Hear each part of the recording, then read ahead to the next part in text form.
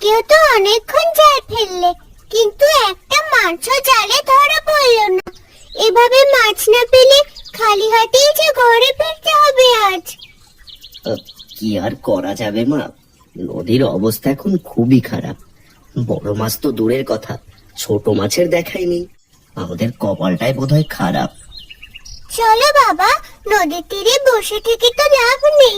আমরা পাশের খালের দিকে গিয়ে একবার চেষ্টা করি, ওখানে হয়তো কিছু মাছ মিলতেও পারে। খালের জল তো শুকিয়ে কাদা হয়ে গেছে রে, সেখানে মাছ পাওয়া যাবে বলে আমার একদমই মনে হয় না। তাও যখন বলছিস তখন একবার ঘুরে দেখে আসি চল।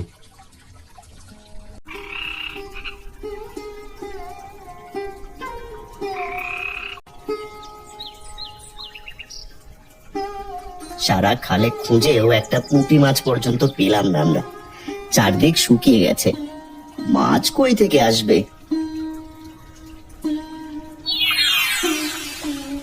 বাবা, ওই দেখো কাদার ভেতর কতগুলো বড় বড় কাঁকড়া মনের সুখে ঘুরে বেড়াচ্ছে।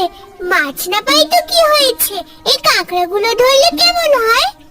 এই কাদা ভরা কাঁকড়া দিয়ে আমরা কি করব মা? এগুলো তো কেউ খাবেও না। তার চেয়ে বরং চল খালি হাতেই বাড়ি ফিরি, কাঁকড়া ধরে লাভ নেই। আচ্ছা বাবা, এই কাঁকড়াগুলো ধরে আমাদের বাড়ির পুকুরে ছেড়ে দিলে কেমন হয়? ওখানেই ওরা বড় হবে। আমি শুনেছি শহরে কাঁকড়া বিক্রি করে অনেকে অনেক টাকা পাওয়া যায়। একদম না, পুকুরে যে দু একটা মাছ এখনো বেঁচে আছে, এই কাঁকড়া ছাড়লে সেগুলো কেটে খেয়ে ফেলবে। পুকুরে কোনোভাবেই কাঁকড়া ছাড়া যাবে না। বাবা তো বারণ করছে, কিন্তু আমি লুকিয়ে কয়েকটা কাঁকড়া বালতিতে ভরে নিয়ে যাব। বাবা টের পাবে না, আর পুকুরে ছাড়লে ওগুলো আস্তে আস্তে বড় হবে। হারান যখন চলে যাচ্ছিল তেমনি লুকিয়ে কাদা থেকে কয়েকটা কাঁকড়া তুলে বালতিতে রেখে দেয়। কি গো, আজ কি মাছ নিয়ে এলে? তাড়াতাড়ি দাও দেখি, আমি তো রান্নাঘরে বটি নিয়ে অনেকক্ষণ ধরে অপেক্ষায় আছি। তাড়াতাড়ি করলে রান্নাটা সেরে নিতাম। আর বলো না মালতী, আজ কপালে একটা মাছও জুটলো না আমাদের। নদী আর খাল সব খুঁজেও খালি হাতেই ফিরতে হলো। মাছের দেখা পাওয়াই ভার। কি রে তিন্নি, তুই বালতি করে ওটা কে নিয়ে এসেছিস? লুকিয়ে রাখছিস যে?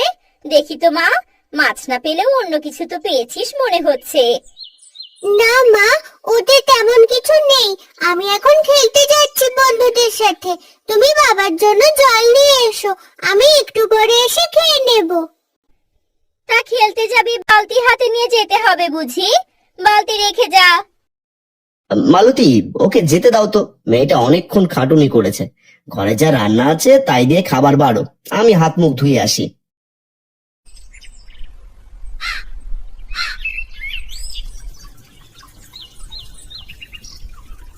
ওরে কাঁকড়ারা, তোদের আমি আজ এই পুকুরে ছেড়ে দিচ্ছি। তোরা এখানে অনেক শান্তিতে থাকতে পারবি, কেউ তোদের বিরক্ত করবে না। তোরা এখানেই ডিম পেড়ে থাকিস।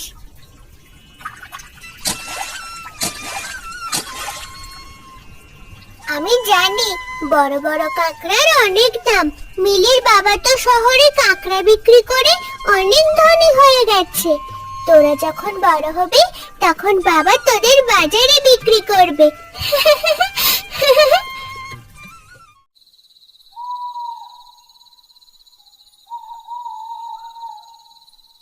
মালতী, আজ তোমার হাতের ডালটা বেশ হয়েছিল কিন্তু।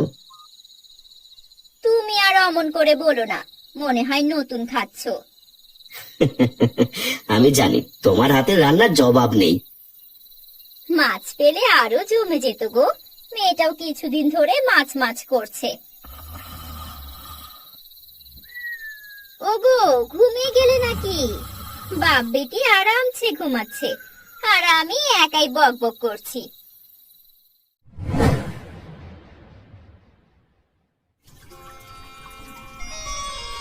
আজ সাত সকালে হঠাৎ পুকুর পাড়ে কি মনে করে?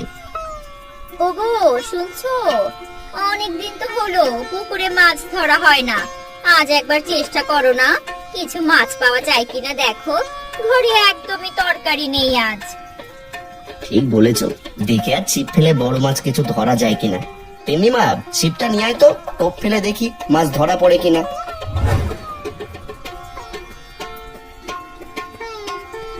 এই তো আমি আসছি বাবা, ধরো তুমি ছিপ।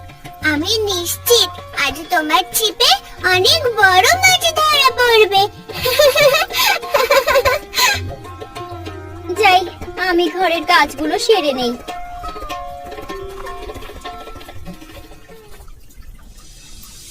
এদিকে হারান আর তিন্নি পুকুরে ছিপ ফেলে বসে আছে, কিন্তু অনেকক্ষণ হওয়ার পরও কোনো মাছের দেখা মিলল না। কি ব্যাপার মা, এতক্ষণ ছিপ ফেলে পুকুর পাড়ে ধৈর্য ধরে বসে আছি, কিন্তু মাছ তো একবারও টোপ গিলছে না। মাছগুলো সব ভিন দেশে চলে গেল নাকি? আর কিছুক্ষণ ধৈর্য ধরে বসে থাকো না বাবা, হয়তো বড় কোনো রুই কাতলা মাছ টোপ গিলতে সময় নিচ্ছে। এই তো একটা বড় মাছ ছিপে আটকেছে।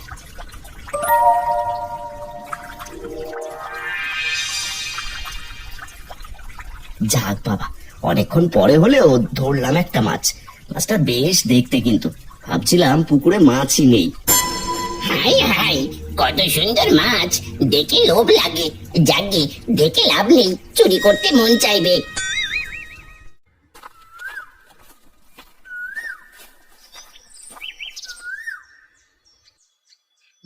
কই যাচ্ছিস রে কালু?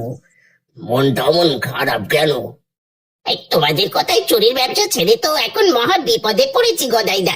এই এখন গ্রামে কেউ কাজ দেয় না, না খেয়ে মরার উপক্রম হয়েছে আমাদের। একটু কষ্ট করে কাজ খোঁজ করলেই পাবে, চেষ্টা না করলে কি আর আকাশ থেকে কাজ পড়বে? তুই চেষ্টা চালিয়ে যা। পেটে খিদে থাকলে ওসব নীতি কথা ভালো লাগে না দাদা। ঘরে একদানা চাল নেই, গ্রামের কারো পুকুর থেকে মাছ ধরে খেলেও পেট চলতো। এই গ্রামে ভালো চাষ করা পুকুর বলতে তো মোড়ল বাবুর আর হারান্দার পুকুর আছে। তবে শুনেছি হারান্দার পুকুরে মাছের সঙ্গে এখন খুবই কম। এই তো সুযোগ, আজ রাতেই হারান্দার পুকুরে হানা দেবো আমি। কিছু মাছ পেলে অন্তত কয়েকদিনের চাল ডালের খরচ তো জোগাড় হবে। এই কালু, কি ভাবছিস রে? তুই কি আবার পুরনো অভ্যেসে ফিরে যাচ্ছিস নাকি? চুরি করার কথা মাথা থেকে ঝেড়ে ফেল, না হলে কিন্তু বড় বিপদ হবে তোর। না না, আমি ওসব কিছুই ভাবছি না। আজ আমি যাইব কোথায় দা।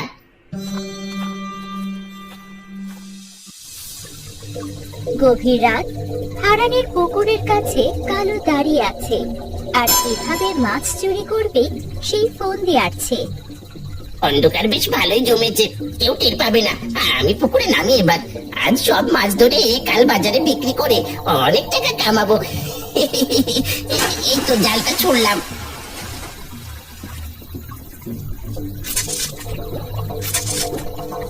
ওরে বাবারে, কি পায়ের পাতায় কিছু যেন খুব জোরে কামড়ে ধরলো। ওরে বাবারে, ব্যথায় জান বের হয়ে যাচ্ছে। বাঁচাও, আমাকে কেউ বাঁচাও। কে রে, এত রাতে আবার পুকুরে কে নেমেছে?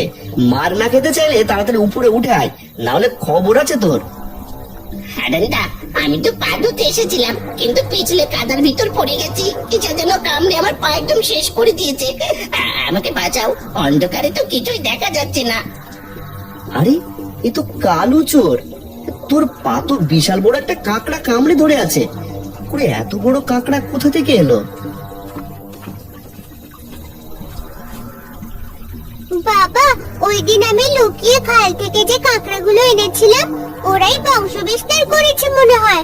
ওরা বোধহয় এখন পুকুরে পাহারা দিচ্ছে, যাতে কেউ মাছ না চুরি করে। ওরে বাবারে, আমার হাড় মাংস মনে হয় সব খেয়ে ফেললো কাকড়া বেটা। তাড়াতাড়ি ওটাকে ছাড়িয়ে দিন হারান্দা, আমি আর কোনোদিন এদিকে আসবো না। এই ছাড়িয়ে দিলাম। লাঠির বাড়ি না খেতে চাইলে যা এখান থেকে, এখন চলে যা দেখি।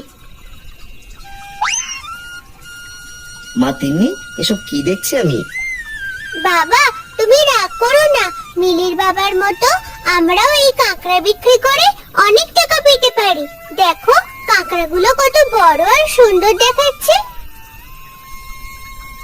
এগুলো শহরে বিক্রি করা যায়? আমি তো এসব জানতাম না। যদি তোর কথাই সত্যি হয়, তবে কয়েকদিন পর এদের বাজারে তুলবো, দেখি কেমন লাভ হয়। এইসব কথা একটা গাছের আড়ালে লুকিয়ে এক দুষ্টু পরী দেখছিল।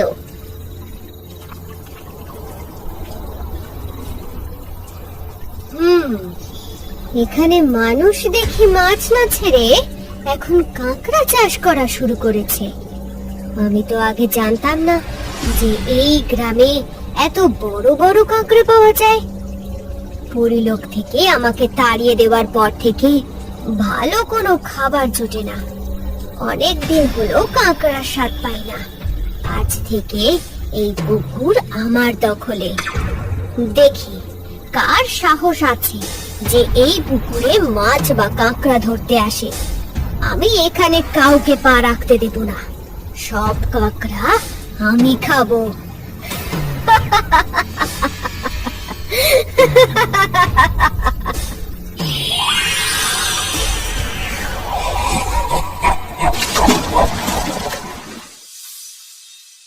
বাবা, শুনেছি কাঁকড়া ভাজা খেতে নাকি দারুণ মজা আর অনেক শক্তি হয় শরীরে।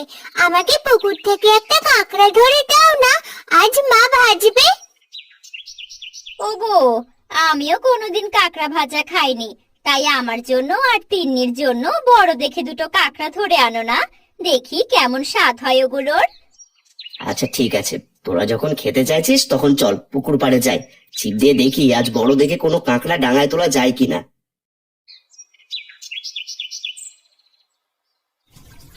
বাবা, আকাশ তো প্রায় অন্ধকার হয়ে এলো। তুমি আর দেরি না করে তাড়াতাড়ি ছিপটা পুকুরের মাঝখানে ফেলো তো। আজ কিন্তু বড় একটা কাঁকড়া আমাদের ধরতেই হবে। ধৈর্য ধর্মা, তাড়াহুড়ো করলে মাছ বা কাঁকড়া কোনোটাই ধরা দেবে না। এই দেখ, আমি ছিপ ফেলছি, বড় কোনো কাঁকড়া টোপ গিললেই টান দেবো। ছিপ পুকুরে ফেলতেই আকাশে বিদ্যুৎ চমকাতে থাকে। হারান আর তিন্নি অবাক হয়ে আকাশের দিকে তাকাতেই তাদের ছিপ পুড়ে আগুনের গোলা হয়ে পুকুরে ডুবে যায়। ওরে বাবা রে, কি অলৌকিক কাণ্ড বাবা! লোহার ছিপটা চোখের পলকে আগুনের গোলার মতো জ্বলে পুড়ে একদম কয়লা হয়ে গেল কেন? আমি তো নিজের চোখে বিশ্বাস করতে পারছি না রে মা। জল থেকে আগুন বের হয়ে ছিপটা পুড়লো কিভাবে? তুই তাড়াতাড়ি বাড়ি থেকে বড় জালটা নিয়ে আয় তো মা।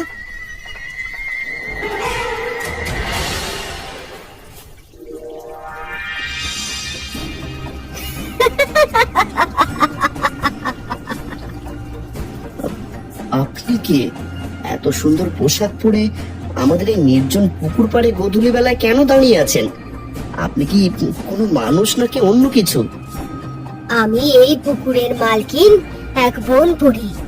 এই পুকুর আর পুকুরের সব কাঁকড়া এখন থেকে শুধুই আমার।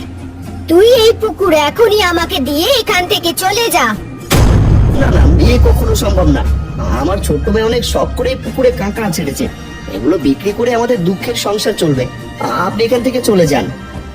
তোর এত বড় সাহস যে তুই এক পরীর মুখের ওপর কথা বলিস আর আমার আদেশ অমান্য করিস? তুই যখন আমায় কাঁকড়া দিবি না, তখন তোকেই আমি এক বিশাল কাঁকড়া বানিয়ে দিলাম। পরীর জাদুতে হারান কাঁকড়া হয়ে যায় এবং পরী তাকে পুকুরে ফেলে দেয়। কিছুক্ষণ পর তিন্নি জাল নিয়ে ফিরে আসে। বাবা, ও বাবা, আমি জাল নিয়ে এসেছি। তুমি কোথায় গেলে?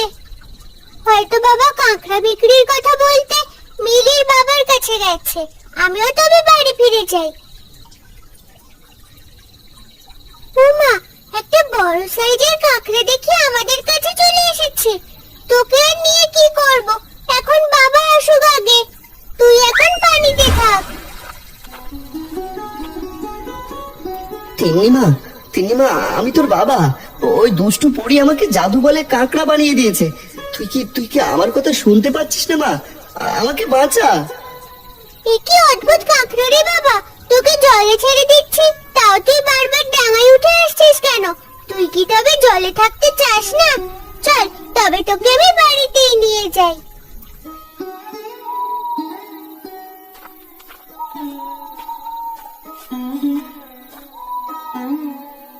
মা, আমি একাই ফিরে এলাম। বাবা বোধহয় মিলিদের ওখানে গেছে। আর এই দেখো, একটা বিশাল বড় কাঁকড়া আমার সাথে আমাদের বাড়িতে চলে এসেছে। তোকে ওকে না বলে মিলিদের ওখানে যাবে কেন এই ভর সন্ধ্যায়? তুই একা ফিরলি কেন? আর এই দানবীয় কাকড়াটাই বা কেন তোর সাথে বাড়িতে নিয়ে এলি শুনি? বাবা মনে হয় মিলির বাবার কাছে কাঁকড়া বিক্রির ব্যাপারে কথা বলতে গেছে, তাই ফিরতে দেরি হচ্ছে। আর এই কাঁকড়াটা কিছুতেই জলে থাকতে চাইছিল না, তাই ওকে সাথে নিয়ে এলাম। আচ্ছা ঠিক আছে, তোর বাবা এলে না হয় তার থেকে সব শুনে নেব। এখন অনেক রাত হয়েছে, তুই হাত মুখ ধুয়ে তাড়াতাড়ি খেয়ে নিয়ে শুয়ে পড় গে। তোমায় তো বলতেই ভুলে গেছি, আমাদের মাছ ধরার ছিপটায় হঠাৎ আগুন লেগে পুড়ে গেছে। সবই যেন কোনো অলৌকিক শক্তি। কি বলিস? এই তো ছিপ উঠানে পড়েছিল, আমি ঘরে নিয়ে রাখলাম। কাকড়ার কথা ভাবতে ভাবতে মাথাটা একেবারে গেছে। আয় খেতে আয়।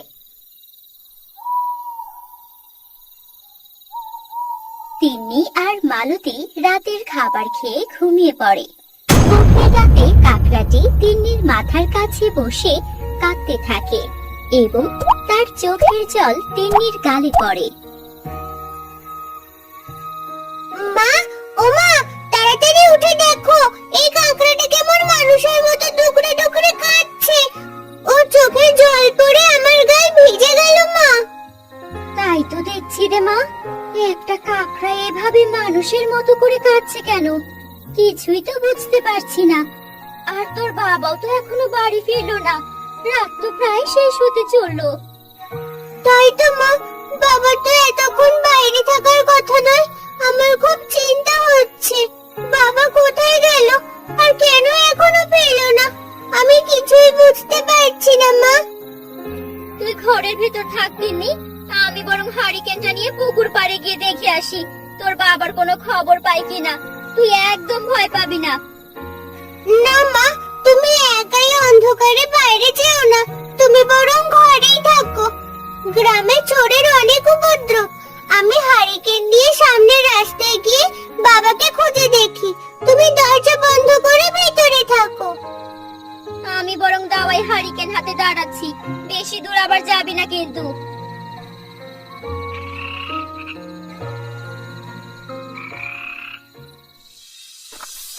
বাবা, ও বাবা, তুমি কোথায় আছো? একবার সাড়া দাও, আমি যে খুব ভয় পাচ্ছি। অন্ধকার রাস্তায় আমি তোমাকে অনেকক্ষণ ধরে খুঁজছি। ওদিকে মিলিদের ওখান থেকেও খুঁজে এলাম, এখন কি হবে?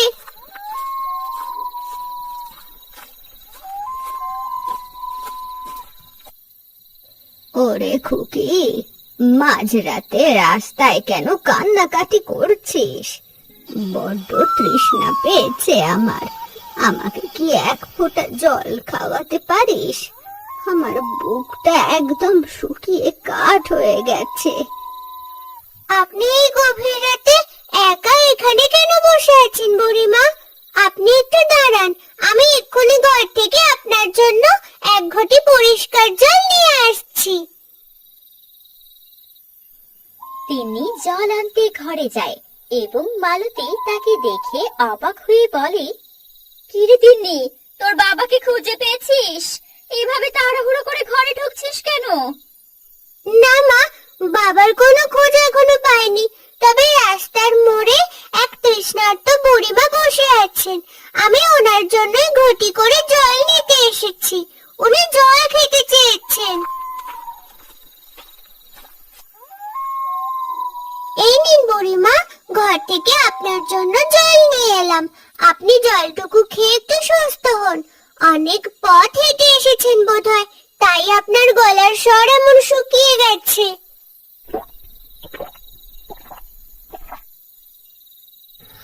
আহ, জল খেয়ে বুকটা জুড়িয়ে গেল রে মা। কিন্তু তুই এত রাতে এই অন্ধকার রাস্তায় কাকে খুঁজছিস খুকি? আমি আমার বাবাকে খুঁজতে বের হয়েছি।